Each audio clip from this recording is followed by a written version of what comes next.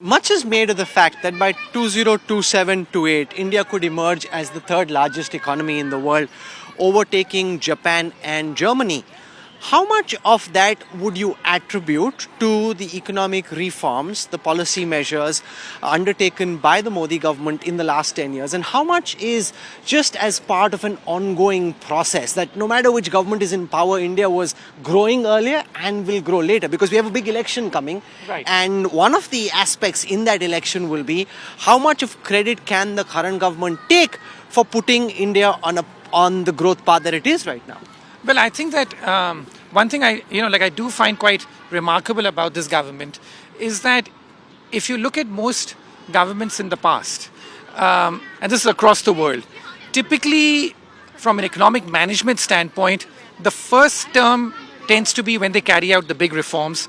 The second term is when you end up getting much more complacency and things ease off, right? This is a pattern we've seen even in countries like Russia and Turkey, where Putin and Erdogan first came to power. They were reformers who then ended up becoming much more of autocrats and status over time.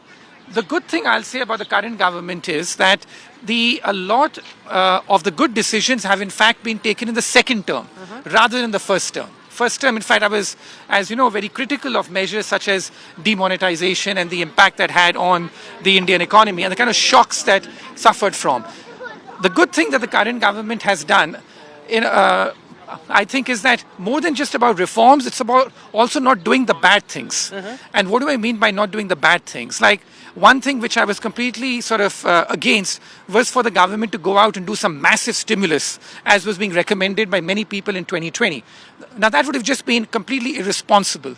And we saw the consequences in the developed countries as well, like the US, the kind of inflation that followed when you ended up doing that. And some of the emerging markets which did do massive stimulus in 2020, they did quite poorly after that because they had a lot of macroeconomic imbalances. No, but the government was under a lot of pressure from leading academics, including some Nobel laureates, Right, for not spending enough. And it doesn't typically get enough credit for being smart on economic management. Yeah, but on this I was very clear. I mean, even back in 2020, and very vocal about it, and wrote about it as well, that we should have not done big stimulus, and I'm happy that we resisted from doing any big stimulus at that point in time. So that I would say was the good news as far as the government's concerned. But I think that's the history of India, which is that generally you find most governments do incremental reform.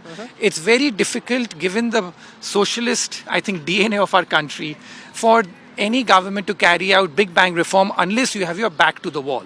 But even now, I mean, I just hope that there's so much of momentum currently behind the India story, but a lot now needs to come through in the actual numbers. Because if you look at the actual numbers, it's still a bit slow to move. I mean, look at the amount of foreign investment coming into the country, for example.